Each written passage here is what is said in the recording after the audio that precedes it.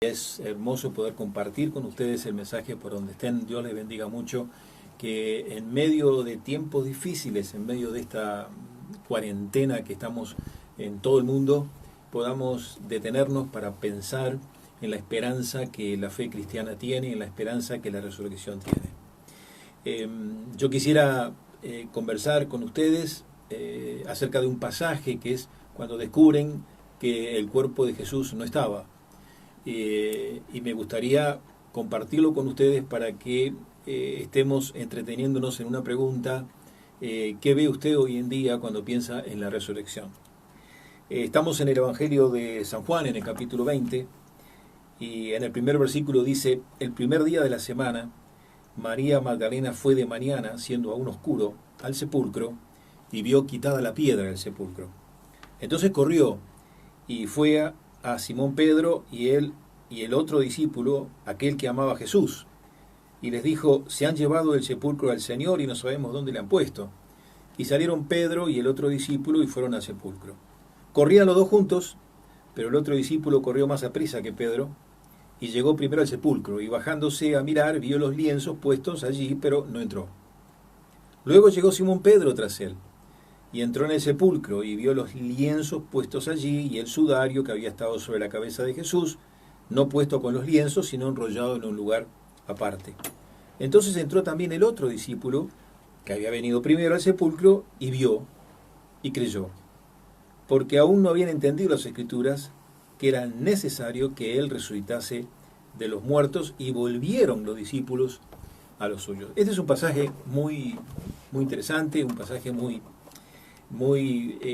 completo de que qué pasó cuando los discípulos van y no encuentran al cuerpo. Corren hacia el sepulcro, como el pasaje lo dice. ¿Y qué sucede cuando ellos llegan al sepulcro? Entran tres, y vamos a ver que entran cuatro, y cada uno ve diferentemente lo que había dentro del sepulcro. A ver, voy a ir paso a paso. El primero entró, dice, al sepulcro, y vio los lienzos allí, pero no pasó de ahí. Es decir, que vio los lienzos y no pasó. El segundo, que era Pedro, dice que entró y vio un escenario y lo describe: lienzos puestos, sudario, enrollado en un lugar aparte. Luego entra otra vez este tercer discípulo, de la tercera forma, mira a Jesús y cree. Y luego hay una mujer que es María Magdalena, que estaba junto al sepulcro y lloraba. ¿Por qué? Porque le habían llevado a su Señor, a Cristo Jesús. Bien. La fe cristiana está alrededor de eventos importantes, porque la fe cristiana es única. Jesús fue único. Religiones en el mundo hay por todos lados, pero ninguna religión ha hecho declaraciones exclusivistas como, por ejemplo, el cristianismo.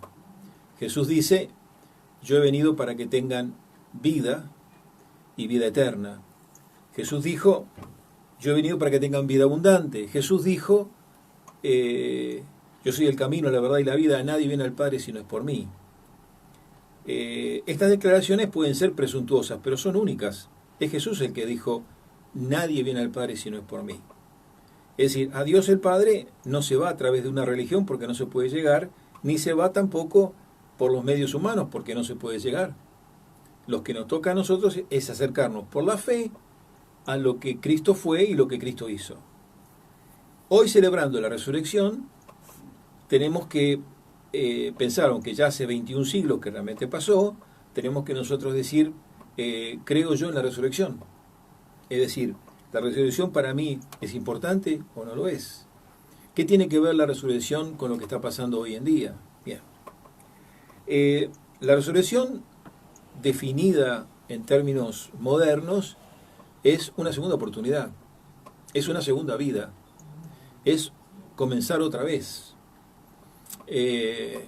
Cuando la primavera viene, florece todo. El invierno mató a todo. La primavera, el verano, hace que resucite todo. Las plantas resucitan.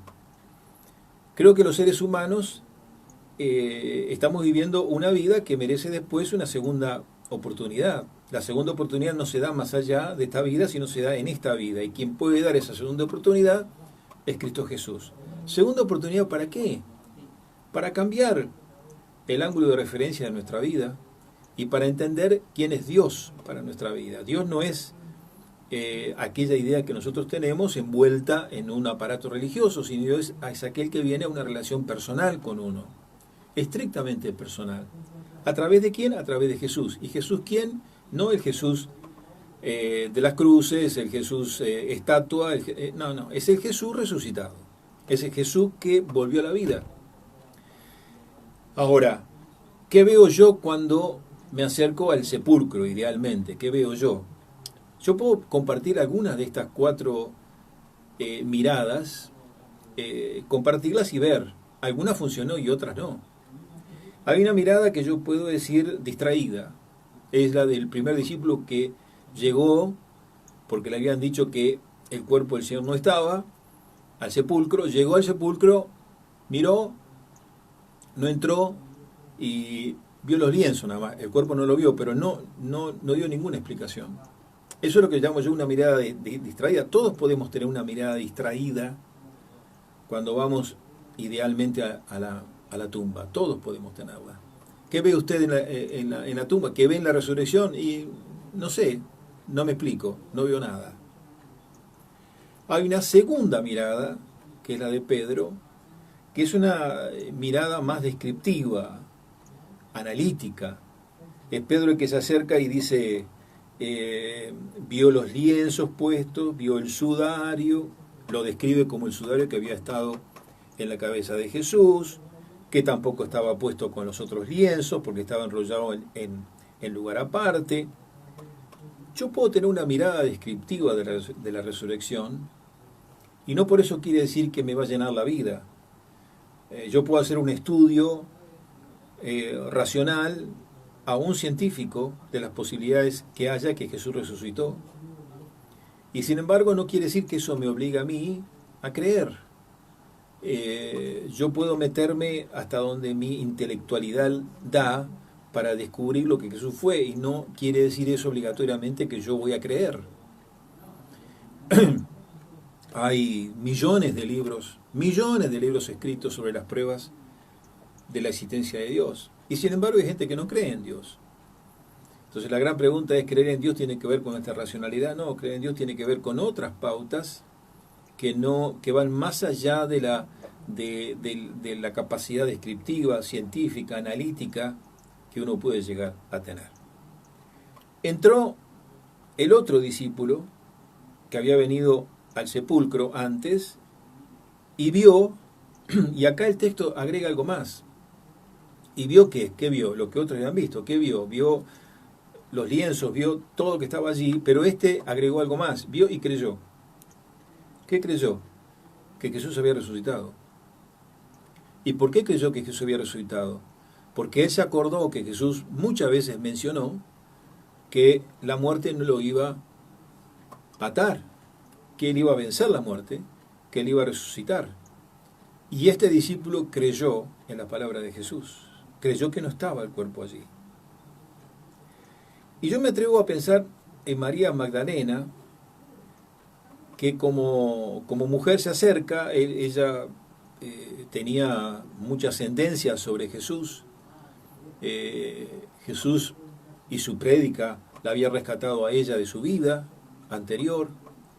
Y María Magdalena hace algo. Dice el texto que comenzó a llorar junto al sepulcro.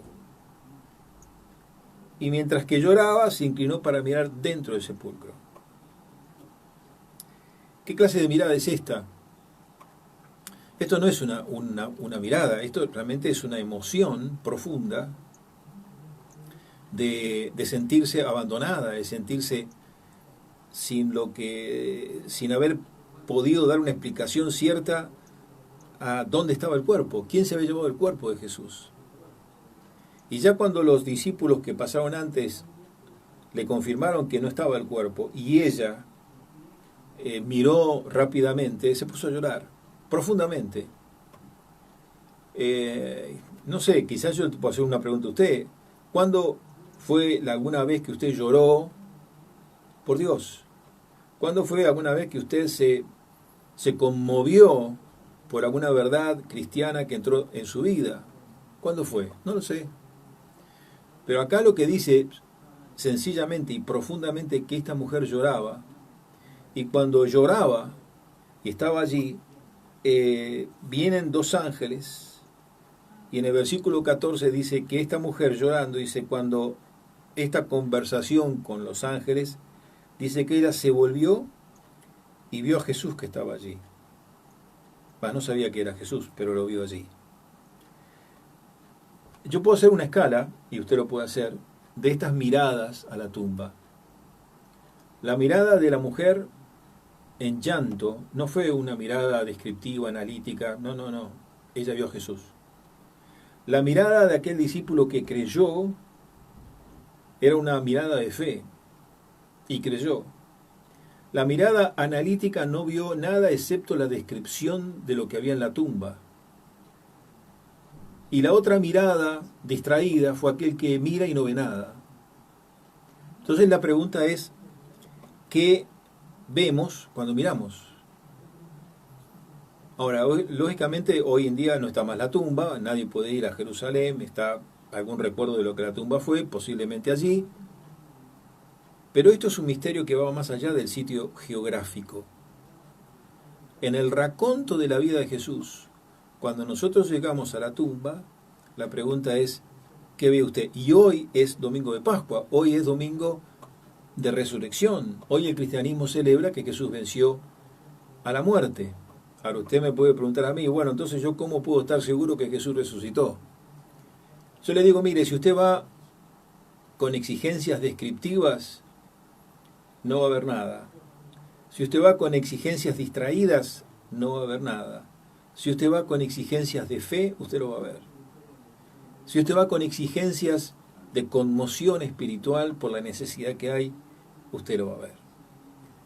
En síntesis, la resurrección lo que trae es una nueva vida. En síntesis, la resurrección lo que trae es la posibilidad de salvación. La resurrección lo que trae es decir, la muerte no tiene la última palabra. Que esto para los cristianos es muy fuerte. ¿Por qué? Porque nuestro cuerpo cuando muera va a ir donde nos pongan en la tierra, o hoy en día con esa pandemia nos amontonan en algún parque como sucede en los Estados Unidos y en otros lados, y desaparecemos allí. ¿Se acabó la historia? No. El hombre es mucho más que lo físico. El hombre tiene una realidad que es su alma, el hombre tiene una realidad que es su persona, el hombre tiene una realidad que es su espíritu. Y esa realidad es la que nos lleva a nosotros a pensar que el cristianismo lo que trae es una segunda esperanza de vida profunda que el hombre debe de considerar. Especialmente en estos tiempos difíciles que estamos viviendo. Esta pandemia que nos obliga a vivir de otra manera, nos obliga a estar en nuestras casas, nos obliga a estar recluidos, nos altera la vida normal a todos, y en muchos hay pánico y hay nervios y hay miedo de tener esas relaciones sociales que antes teníamos correctamente y ahora no sabemos si a quien vamos a estar a 1 metro o distanciados nos puede contagiar o no. La pregunta es, en estos tiempos donde se nos vino abajo la estructura del mundo, ¿podemos pensar en una esperanza? ¿Podemos pensar? Yo les traje hoy también un poema de un uruguayo muy apreciado en la literatura, que es don Mario Benedetti. Este poema se llama Cuando la tormenta pase. Y yo quisiera leérselos y comentarlo. Él dice así: cuando la tormenta pase y se amansen los caminos y seamos sobrevivientes de un naufragio colectivo, con el corazón lloroso y el destino bendecido, nos sentiremos dichosos tan solo por estar vivos. Y le daremos un abrazo al primer desconocido y alabaremos la suerte de conservar un amigo. Y entonces recordaremos todo aquello que perdimos y de una vez aprenderemos todo lo que no aprendimos. Ya no tendremos envidia, pues todos habrán sufrido. Ya no tendremos desidia, seremos más compasivos. Valdrá más lo que es de todos que lo jamás conseguido. Seremos más generosos y mucho más comprometidos. Entenderemos lo frágil que significa estar vivos. Sudaremos empatía por quien está y quien se ha ido. Extrañaremos al viejo que pedía un peso en el mercado, que no supimos su nombre y siempre estuvo a tu lado. Y quizás el viejo pobre era tu Dios disfrazado, nunca preguntaste el nombre porque estabas apurado. Y todo será un milagro, y todo será un legado, y se respetará la vida que hemos ganado. Cuando la tormenta pase, te pido, Dios, apenado, que nos devuelvas mejores, como nos habías soñado. Benedetti no era creyente, pero en medio de la tormenta, yo creo que se volvió aspirante a pedirle a Dios que le ayude. Por eso esta poesía viene muy al momento que estamos viviendo, porque todos esperamos que esta tormenta pase. ¿Qué ha sido realmente el efecto de esta tormenta y de este barco donde estamos todos? Estamos todos, pero en realidad hay cristianos en ese barco que, solidarios con todo, remamos igual, pero tenemos una tranquilidad de vida que los otros no la tienen. ¿Cuál es la tranquilidad de vida? Que la muerte no es la última palabra. Que en algún momento el Señor, en el cual nuestra fe ha sido puesta, vendrá a buscarnos y habrá una resurrección y habrá una vida nueva y habrá una verdad escatológica que no es una historia más, no es un relato más, sino que es verídica y que va a actuar a favor nuestro y a favor de los hombres. ¿Qué mirada tiene usted en la resurrección? ¿Qué ve cuando usted ve? ¿Qué ve cuando usted mira? ¿Qué mira cuando usted ve? Llámelo como usted quiera. Hay gente que mira y no ve nada, y hay gente que mira y cree, y hay gente que se conmueve y no se da cuenta que Jesús está más cerca que lo que uno cree. Cuando esta tormenta pase, es más que una poesía.